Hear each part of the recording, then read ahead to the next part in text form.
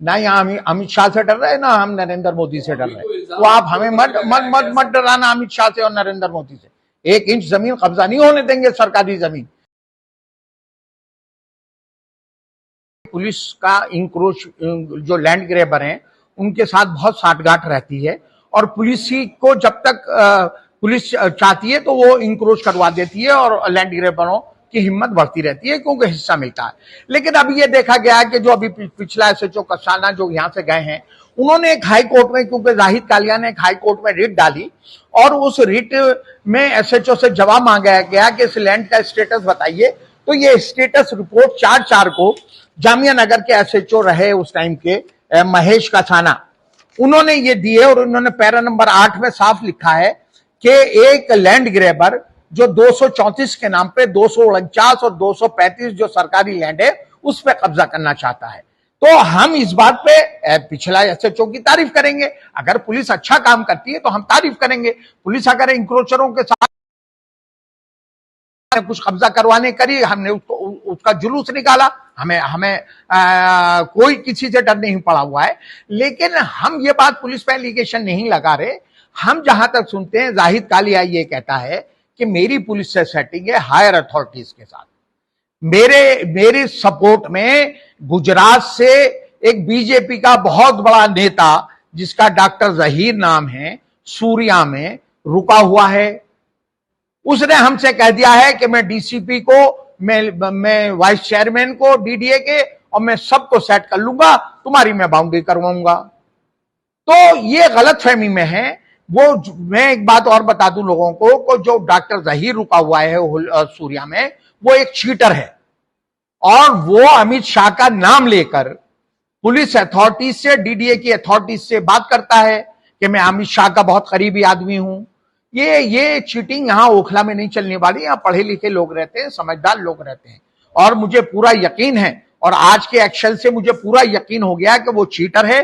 वो लोगों को झूठ बरगला रहा कि मेरी पुलिस हायर अथॉरिटीज से बात हो गई है, मेरी वाइस चेयरमैन से हो गई है। और बात ये नहीं है कि जाहिद कालिया क्या कहता है क्या नहीं कहता, एलिगेशन लगाता। हमने कहा कि ये गवर्नमेंट लैंड है और इसमें पार्क और हॉस्पिटल और डिस्पेंसरी बनेगी। ये बात आज साबित हो गई है। डीडीए वालों ने उस लैंड पर आके अपनी मलकियत का बोर्ड खड़ा करा है। आसिफ इतना तुर्रम खां नहीं है, या इतना बड़ा नेता नहीं है कि आसिफ के कहने से किसी की प्राइवेट लैंड पर कोई बोर्ड खड़ा करके चला जाएगा। आज अगर डीडीए ने फोर्स बुक करवाई, डीसीपी ने फोर्स मुहैया कराई, और वहां पर बोर्ड खड़े करे गए हैं डीडीए की मलकियत के, हमें इस बात पे बहुत खुशी है। क्या पता ऐसा हो कि आने वाला जो अब ये दिन खत्म होगा, रात आएगी।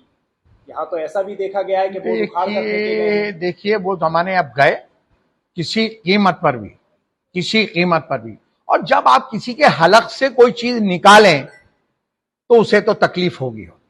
जाहिद कालिया की 25 करोड़ की जो जमीन कब्जा करने जा रहा था, जब उसके हलक में से हाथ डाल के हमने निकाला तो वो तो फटफटाएगा। वो इससे भी बड़े एलिगेशन लगा सकता है, वो कुछ भी कह सकता है, क्योंकि 25 करोड़ उसकी जेब से हमने उसके हलक में हाथ डाल के और हमने खींच लिए। और आपको ये यकीन दिलाते हैं साहिल साहब, देखिए हम कोर्ट से तो ऊपर नहीं है, लेकिन हम कोर्ट की दुहाई देखिए डीडीए कोर्ट से ऊपर नहीं है, हाई कोर्ट सुप्रीम कोर्ट से। पुलिस डीडीए मतलब सुप्रीम कोर्ट हाई कोर्ट से ऊपर नहीं है।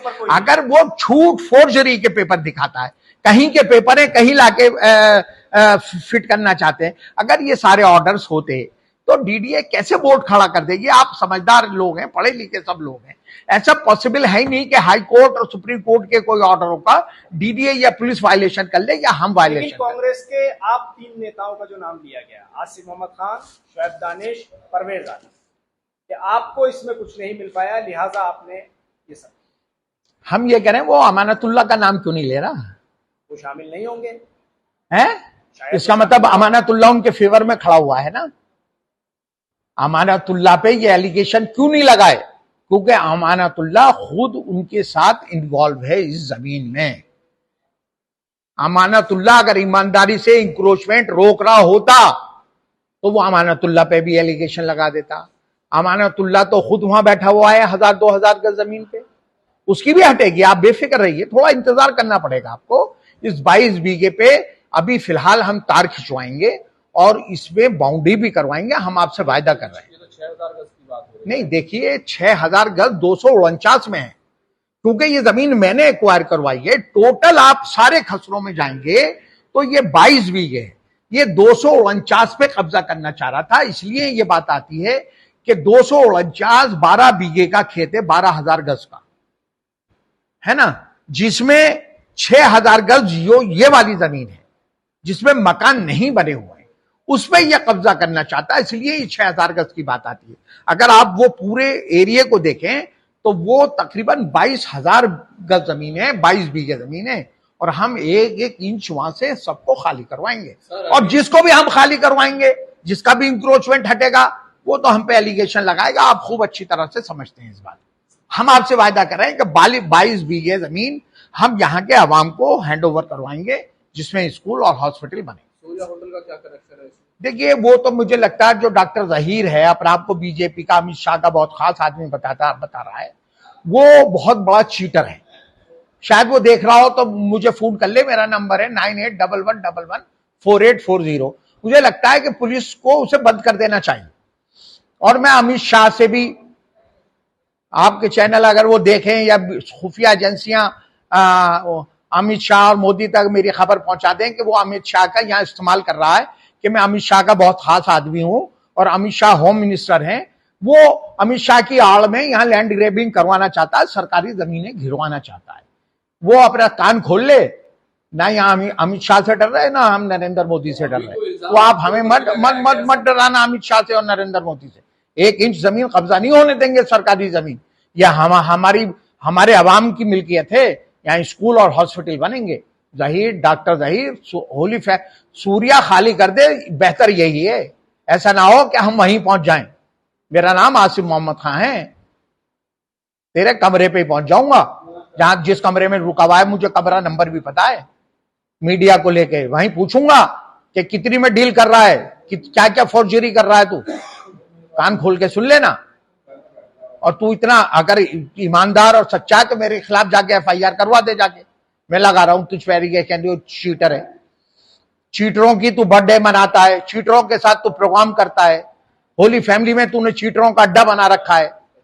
सुन ले कान खोल के, आखिरी वार्निंग दे रहा हूं, नहीं होली फैमिली पहुंच जाऊंगा मैं नहीं डरने वाला तू अमित शाह से। और ये बताता है मैं गुजरात का हूं। तो जैसे चीटरों को हमने बहुत फेस किया और फेस करते रहते हैं। लेकिन ये गुजरात से यहाँ ओखला पे नजर कैसे पड़ी? इसका देखो, चीटर तो चीटर से कनेक्टेड कहीं ना कहीं हो जाता है। तो यहाँ के चीटरों ने गुजरात तक हाथ पैर मार गए, गुजरात के चीटर भी इन्वॉल्व हो गए, क्योंकि ये पब्लिक के साथ चीटिंग करते हैं। ये 100 करोड़ की चीटिंग का मामला है। अगर आहिस्ता आहिस्ता आज वो 1000 गज पे 25 करोड़ की जमीन पे फिर आगे बढ़ जाएंगे, फिर आगे बढ़ जाएंगे, 100 करोड़ की चीटिंग करेंगे लोगों के साथ।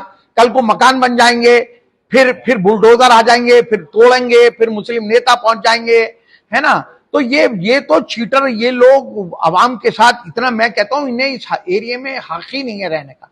इन चीटरों को यहां से निकालना चाहिए जामिया नगर से। जिस तरह से नशेड़ी यहां के लिए एक अजाब साबित हो रहे हैं, इसी तरह से ये लैंड ग्रेबर भी इस हलके के लिए एक अजाब साबित हो रहे हैं। इनका इलाज करना यहाँ के लोगों को बहुत जरूरी है, क्योंकि लोगों, गरीब लोगों से पैसा करके गवर्नमेंट लैंड बेचते हैं, फिर मकान बनते हैं, फिर MCD तोड़ने आती है, DDA तोड़ने आती है, फिर नेता बचाने जाते हैं, फिर नेताओं पे एलिगेशन लगते हैं कि साहब ये सरकारी जमीन पे कब्जा करवा रहे हैं। चैलेंज कर रहे हैं जहीर को चैलेंज, मैंने कहा मैं उसे 2 दिन का टाइम दे रहा हूं कि होली सूर्या खाली करके निकल ले कहीं को और जाके अमित शाह की कोठी में ही रह ले। तू अगर अमित शाह का दोस्त है तो यहां रहेगा तो वहीं पहुंच जाएंगे हम। तुझे दे रहे हैं 2 दिन का, तू यहाँ के लोगों के साथ चीटिंग मत कर। तो जैसे हमने चीटरों को बहुत झेला और झेलेंगे आगे, लेकिन और इलाज भी करेंगे तुम्हारे जैसा। सवाल ये है कि वहां पर कुछ वकील थे, वो दिखा रहे थे कि देखिए भाई साहब, हम ये मैंने आपसे कहा कि सुप्रीम कोर्ट या हाई कोर्ट के ऑर्डर्स के आगे DDA या पुलिस कोई मायने नहीं रखती, आसिफ कोई मायने नहीं रखता। अगर इस तरह के ऑर्डर होते तो DDA बोर्ड गार्ड नहीं सकती थी। हमारी बात ये सही साबित हुई है। ये फोर्जरी करते हैं, ये लैंड ग्रैबर हैं, ये सारे फर्जी पेपर भी बनाते हैं, ये खसरे खतौनी में भी नाम चढ़वाते हैं, ये रजिस्ट्रियां भी फर्जी करवाते हैं। और भोले भाले लोगों को ये सरकारी जमीन बेचते हैं, करोड़ों रुपए जेब में डाल के और निकल लेते हैं। फिर वो मकान टूटते हैं, बुलडोजर चलते हैं, फिर अफरा तफरी का माहौल पैदा होता है। ओखला के लोगों से आप क्या कहेंगे? मैं ओखला के लोगों से ये अपील करना चाहता हूं कि एक तो जाहिद तालिया का पुराना रिकॉर्ड, जितने पुराने लोग हैं सभी इसके चेहरे को पहचानते होंगे।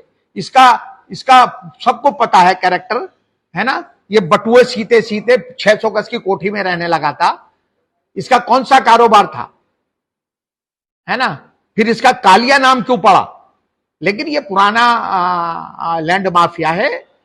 इसे फिर फुदफुदी उठी है परपोतने को, जैसे उठती है ना, कि टांगे करके ऊपर को करके लेट के कहता है कि मैंने आसमान को मैंने रोक रखा है ना। तो इसे शायद वो पुरानी बदमाशी का इसका कीड़ा कुल बुला रहा है। ऐसे लैंड ग्रैबरों का इलाज हमारे पास है और कर दिया जाएगा, और लोग इनके झांसों में ना